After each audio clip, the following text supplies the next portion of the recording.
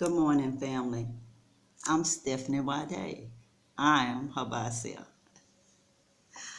I'm sitting in my Airbnb, quote, rental house in the Gambia. This is my first experience in a Airbnb rental house. The other Airbnb I was in was like an apartment that was inside of a compound. This is a compound of sorts because this house is part of a duplex.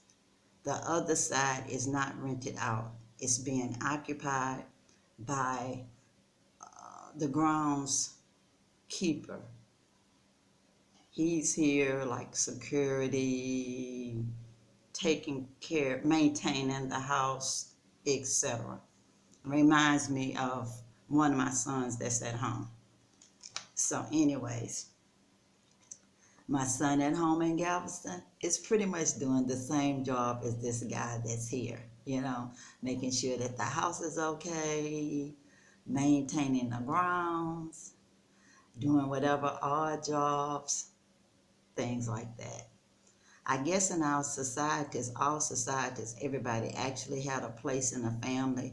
It's just that as we became more urbanized, we started discounting those jobs and delegating them to other entities like alarm systems, dogs, etc.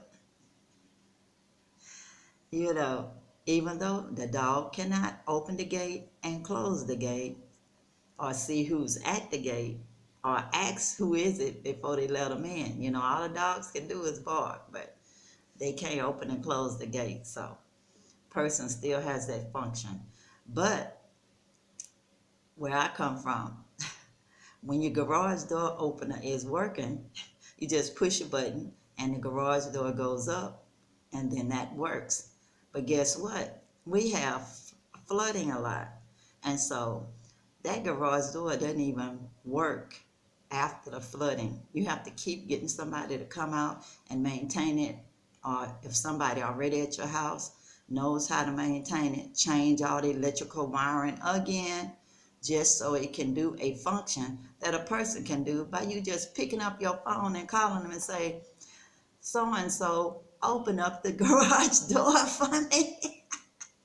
You just have to wait a few minutes for them to come and do it, but they don't break down the same way. As they say, knock wood, because people do break down, but for different reasons other than that. Well, maybe similar differences. Maybe we do have some electrical wiring too. But anyway, guys, how y'all doing? I'm doing fine. If this is the first time to my channel, please subscribe. If you're coming back, I hope you have subscribed. If you have, I appreciate you, love you, etc. I'm having my morning tea in my little mocha cup. This is the one with the Africa on the back. Oh, it's like neem tea and turmeric and honey vitality tea mixed. I figured I needed a little something this morning. People have been asking me about different reasons why I'm here, asking me, am I from the Gambia? Like I have to have a reason to be here? It's like, do you ask people from other ethnicities if they're from here just because they're here? I don't understand. Do we have a limit of the countries we can travel to in the motherland? Is the limit only the ones that your DNA says you're from? I sure hope not. I hope we become true Pan-Africans, and that we will feel free and welcome to go to any of the countries on the continent. That should not matter if you have DNA from there or if you, quote, came from there. Because, see, the whole concept of coming from somewhere is totally different when you're a descendant of an African that was taken away against their will.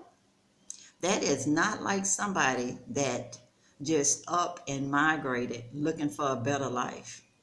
My ancestors were not, and I repeat, my ancestors were not looking for any better life in America. They didn't know what the heck was America. They probably had never seen any white people before. Lesson on being in chains and naked going over there. They idolized the motherland just like I do now, and a lot of the people from the diaspora do now. That was because taken away amongst the Africans were their griots and griotis, their storytellers. Some of them were my ancestors, and the majority of them that survived were my female ancestors. I'm one of the blessed ones that some of my male ancestors lived to give me DNA. That's why my DNA is so predominantly African and not that much of a mixture of others. My admixture is no similar than when I'm in the USA and they say that the African Americans or the blacks in general, they like to lump us all together, whether you're from the United States or any other place on the planet. As long as you get off that plane in the United States and your color is like mine, you're going to be considered black.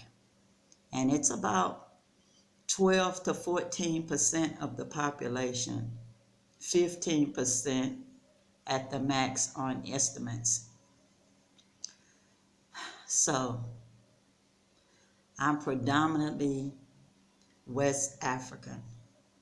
That was a voluntary mixture. I do not know of anybody in my family that voluntarily married outside of their race. Not saying anything about anybody that does. I'm just talking about my family. So I honor my African ancestors because that is the only one I have. I consider ancestors or people in your lineage that have earned their position because they're honorable people. Honorable. So they are the ones that are in positions of honor. Not saying the rest are not there in my genetics, but that's stories for other days. And it is not my thing. I have no interest in dealing with those stories. But I am aware. It's not like I'm in denial. I understand quite well. But anyway, guys, how y'all doing? Are y'all enjoying yourself this Sunday? And I know if you're in the United States, it's probably still so early in the morning that by the time you get this, it'll be early morning to you. Because guys, the internet here is very slow. One day, maybe it'll catch up, and hopefully so. I'm gonna try my best to upgrade this week or so.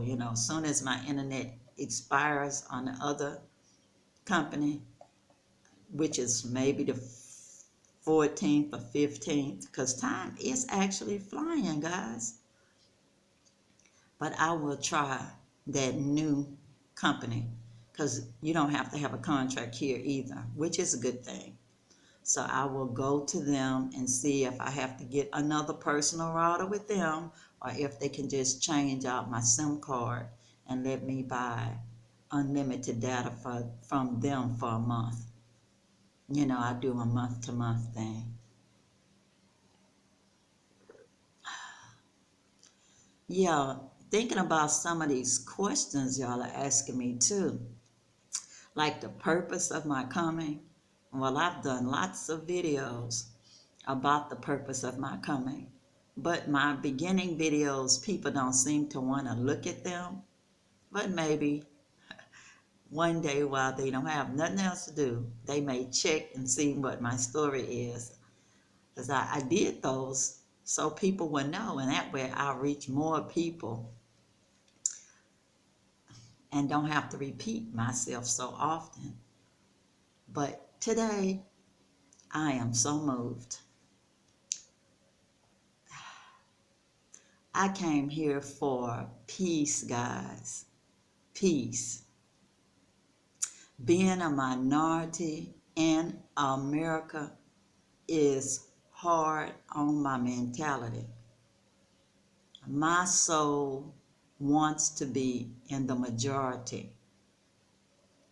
My 80 something percent, we're just rounded up to 85%, which is the majority of me. So say, my African me, my Pan-African me wants to be in the majority. I want to walk with the chiefs every day, you know, so to speak. I feel like a chief every morning when I wake up here. I don't need anybody to pick me up and carry me on their shoulders or anything like that. I don't need anybody to be chief, like if I was in Nigeria and they remembered that I was a chief. They know you have to be, you know, you're always a chief. When I was in the Isaluka Association, they used to call me Chief Madam Wadi.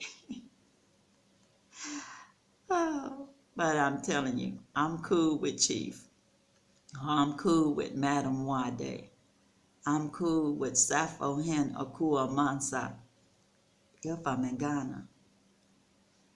But while I'm in the Gambia, Stephanie is good. The only reason why I even are not as laid back with some people is because some people get confused.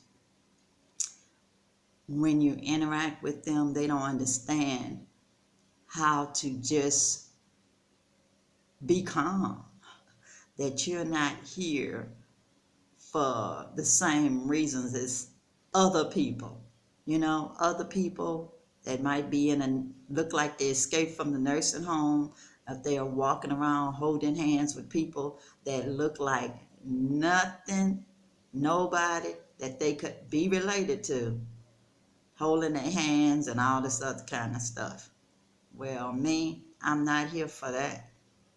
My purpose is to heal my African soul, African mind, heart.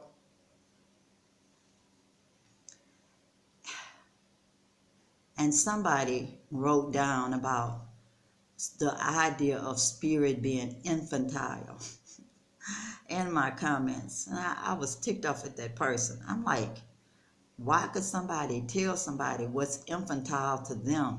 It's like, what made them think that they could be somebody else's parent, somebody that's older than them more than likely?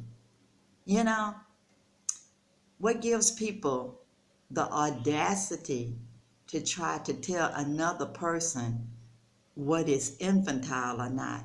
Makes no sense whatsoever. Whatever is somebody's belief system is their belief system. Nobody can prove anything one way or another about anything. And that's the truth. That's the truth. We know we breathe in, we know we breathe out, but we don't know one day when we breathe in, that might be our last breath. We can't control that.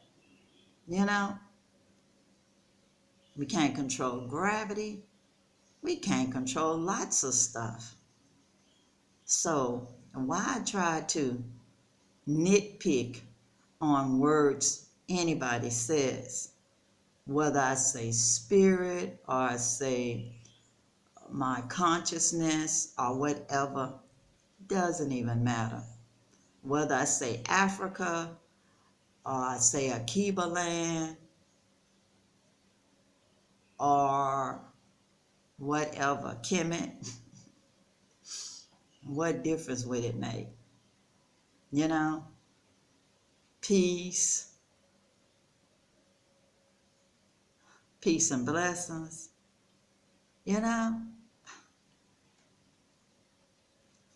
I still am me and I still care about all of you.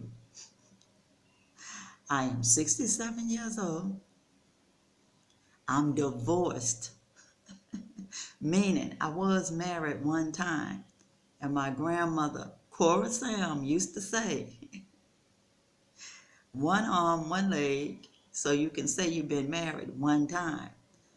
Because even in America, a woman being married was so important that by all means, any means necessary, she wanted to be known as Mrs. Somebody. Well, things seem to be the same way now. So that's just the way things go. I'm not interviewing though for any other Mrs. Anything. I'm happy to be Mrs. Stephanie Wade for life till death do our part. My ancestors are happy with that name and so am I. It suits me just fine. I'm trying to stay on purpose while I'm here. I came here to get my land straightened out this time. I'm not really doing the tourist thing so much. It costs money to travel and it takes time too. You could crowd up into those little gillies or whatever these other little local transportations you can find, and you can have the shared taxi, but I'm telling you, it'll take you all day to get where you're going. I just go on and pay for the taxi to come and get me and take me where I want to go, because really, at 67, my right hip after a while be hurting me just from just regular walking. Just regular walking, because the walking is a different type walk. It's like the ground is uneven, you know. So with it being uneven, and I'm used to, walking on concrete or walking on grass. Without the grass, you have the sand, so it's pulling on your legs and everything. So it's just a whole different concept. Even walking around in this neighborhood, I haven't done that much of that because I had a terrible experience like on the first day or so, just going to get some bread. Never go there again. Now, I'm not even going to mention what happened because it was my experience. And if y'all know me even a little bit, I took care of it. And then my people took care of it. So it's all good. But it limits some of the things that I would have done. So I know I feel safe going to this place, no to that place, and the walking in the neighborhood is not the same because where I was on the other side of town had sidewalks and this has no sidewalks. And the people are a lot more conservative here with the way they dress with their hijabs. Some of them cover their face. Their hijabs are black. The other side, a few people had the black hijabs, but Most of them just covered their heads and wore a modest dress. So this is a little bit more conservative, and I definitely don't want to offend anybody by going up and down that highway, uh, walking with a camera in my hand. Even though if I be recording or taking any photos as I'm passing by people, I have to turn the camera away unless the camera is facing me. And then, of course, people will be like, all we can see is your face. Well, I try my best to move that camera around where you can look in the background and see what I saw. But not that many people are focused. And I can't control that, y'all. I'm just trying to keep my little old solo self safe. Because you could even get cursed out, even if you're not solo. Because that guy on YouTube, he got tossed out of a market in Ghana for going around video recording people in the hood just because somebody from there told him that he could without getting permission first. Well, this is like the Bruford Gardens area, and I'm sure it's nobody to get permission from, but using common sense, that you would not record somebody that's already covering themselves up to begin with.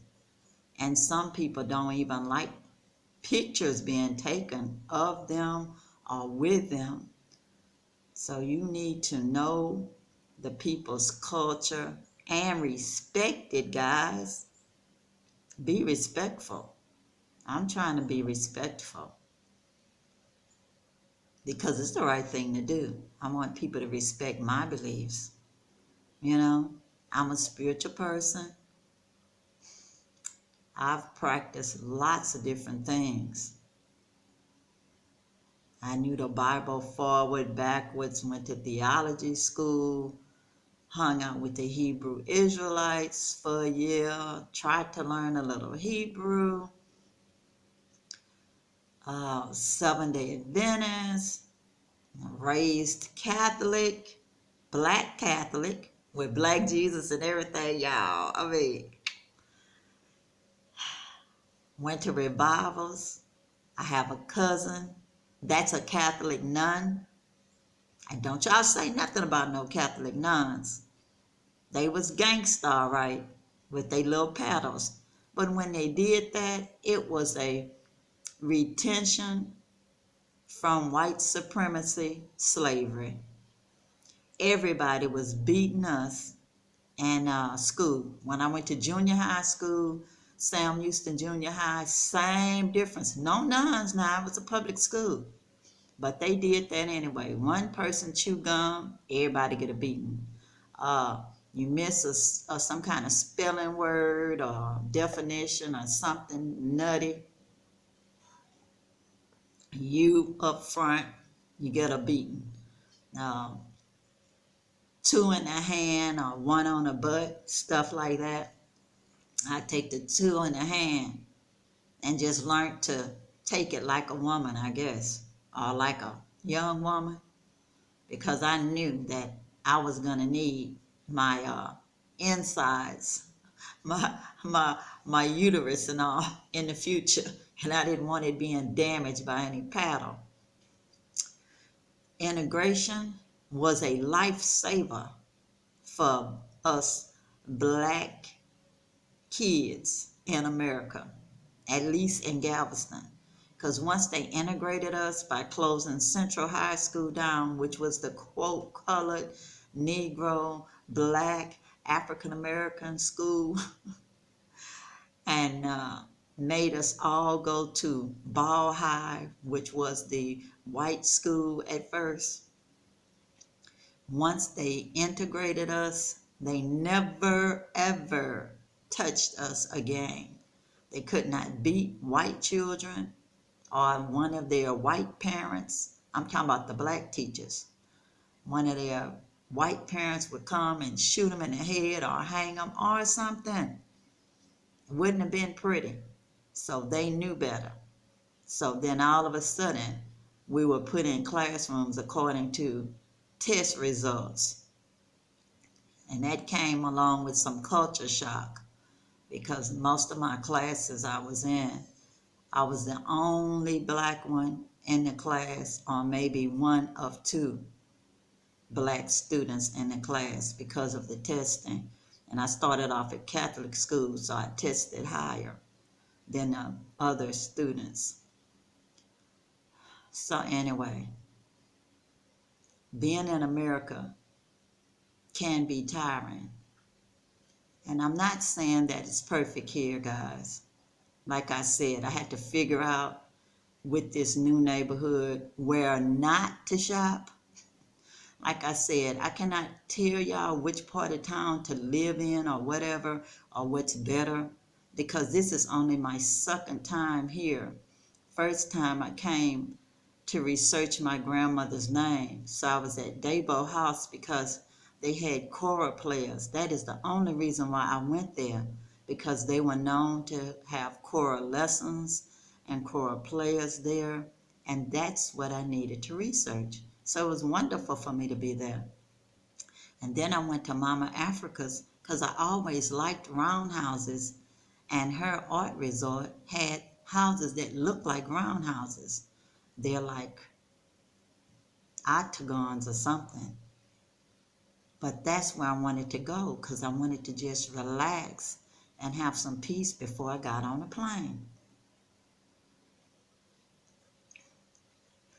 Yeah, I didn't know I was going to get to meet my Cora family, which was her Cora family. But anyways, I had such a wonderful experience when I was here last year that it was a no-brainer when I saw them advertising land that was reasonable to come. And no, please don't ask me what I paid. Even after I paid for it, once I pay for something, I don't even think about the price anymore. Then all I'm thinking about is, oh, how do I get this land to become my land? The process of it. And so that's what I'm doing right now.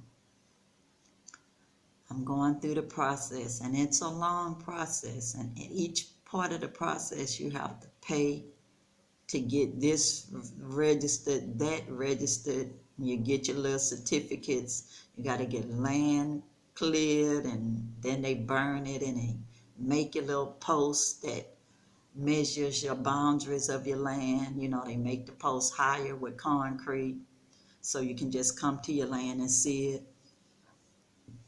You have to get a little pathway cleared to get to your land.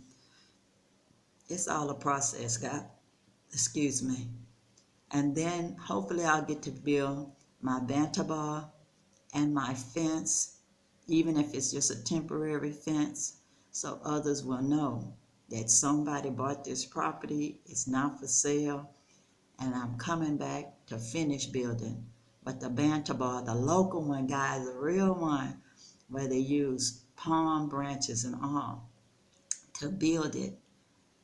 Oh, that would be so nice that I could sit there and talk to my friends and hopefully fix some Italian tea out there, have some watermelon, and I don't know what else. Just have a good time out there chilling out before I do anything else. But I'm just doing one step at a time, trying to stay focused.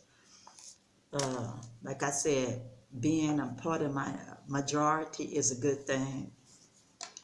And you know, I had to find out that some of the people that I thought was one way, they're a different way, and accepting that difference, and it's okay. It's plenty of other people that are always the same, and that actually do have your back. So no worries. It's all good. See my journal? I have several journals. I have printout from my DNA to share with anybody that wants to know. Plus, I've been sharing online with you guys my journal. And as I've shown others before, Dr. Arikana's book, I've been reading it, Africa 101, and it's good, guys. I got it in the mail just before I came. I've been sketching. It's a number of my sketch pad. Nothing much, guys. But as they say, practice makes better. Whether you're trying to sketch trees or trying to sketch people, it's all good. I took classes. A lot was online. And then I took classes with the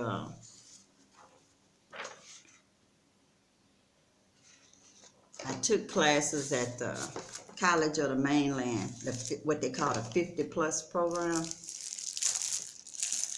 See, I bought my pencils, colored pencils.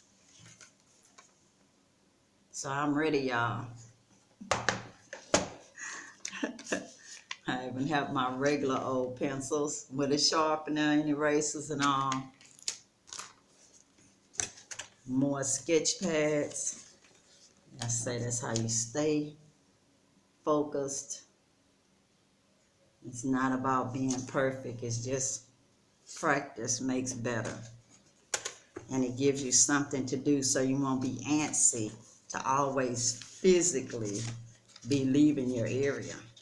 Like I said, that costs money every time I leave from here. And I'm trying to conserve my money for a specific reason. Because it's a process to get money wired over here. And there's nobody to wire it. I set up that account so when I'm in the U.S., I can wire the funds to myself. So when I'm here, I'll be able to have it as I'm building my house, which will be a tiny house, a sustainable house. I never did like the big giant ones. It's too much to try to figure out how to keep it cool. And I don't have deep pockets like that to be trying to cool off a giant house that only one of me needs. Even if I have a guest room for when I have the rare guest, because I am not moving to the motherland for somebody to turn around and recreate the same scenario as in the USA. I want to have some peace here.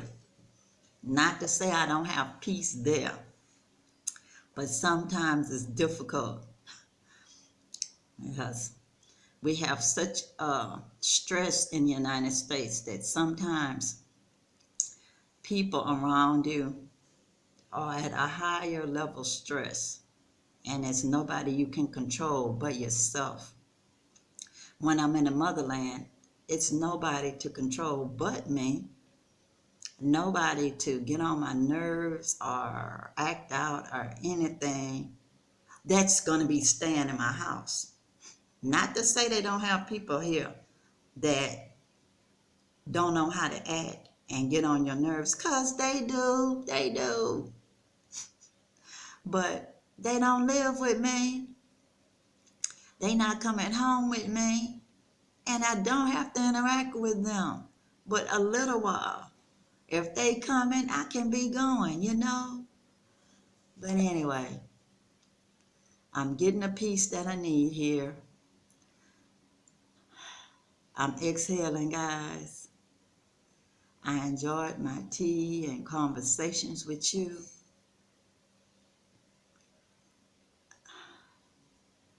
I sure hope that I've said something that helped make your day a little brighter. Just talking to you guys is something that helps me to relax even more. It's kind of like the African sun, you know, because I'm breathing the air even when I'm inside. But anyway, guys, have a wonderful rest of the day. I'm going out there and walk a little bit. I'll try to take a few pictures. I don't know if I'll make any videos later this evening, but at least sometime during the week, I'll try my best to get some out to you guys. Please make good comments, because that that encourages me. It encourages me. So the good comments. Don't borrow me no trouble, though. Oh, and one thing I don't miss about not being in the USA, the constant mask thing. It's like I did it because it was a requirement, but I'm telling you, it's so stressful. Here, we do mostly social distancing. I have my mask in my purse, but I don't really need to wear it. We are pretty much social distance. I'm social distance in this house, and there's nobody in here but me. And when I go outside, I say hello to the guy that's there. I tell the dogs hi. And like I said, no, I don't know the dogs' names. They're really the caretaker's dogs. But I like the dogs, seem like they be trying to talk. Wow, wow, wow, wow, wow. I'm like, I don't know what you're saying, dog. Maybe the dog is speaking a doggy language. I don't know. But anyway, guys, thank you for stopping by, visiting with me. You are good for my African soul. And I love you guys. And guys, talking about men now, do not ask to come stay with me. I am not about that life.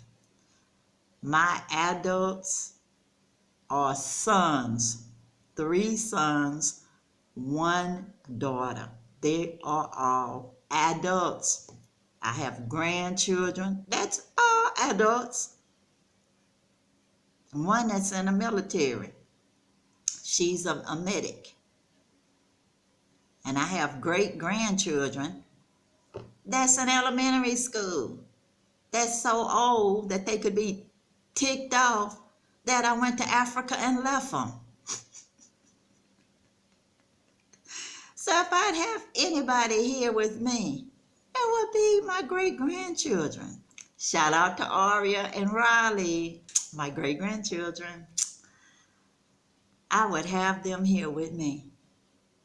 Their parents got to get their passports together and their tickets together so they can come and visit with their great-grandmother.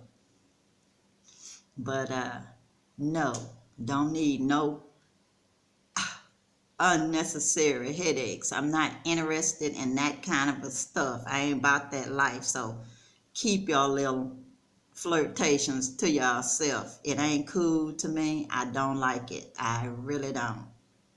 You can be platonic.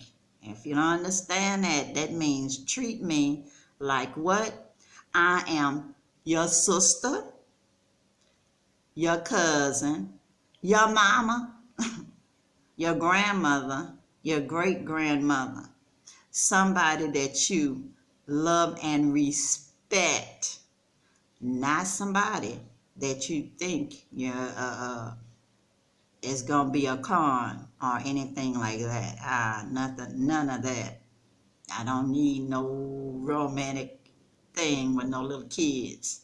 Because I don't care. Grown people and all of that age ain't nothing but a number. Is a bunch of crap to me. When I was married, my husband was a little bit older than me.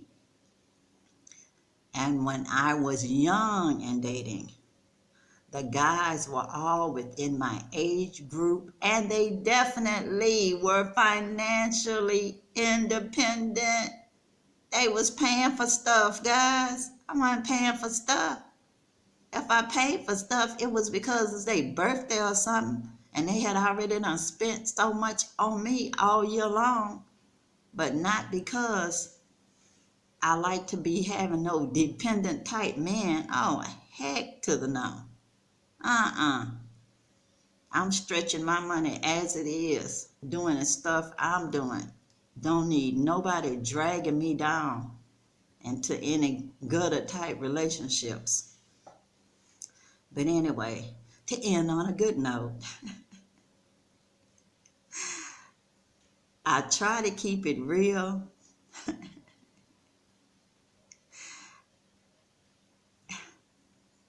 And all I can say is, this is me. I'll try my best to respect everybody and treat them like what I want to be treated. So I'll treat you with respect. You treat me with respect. And I platonically love all of you guys.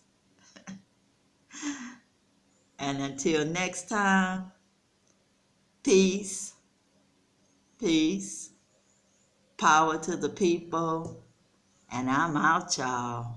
Bye.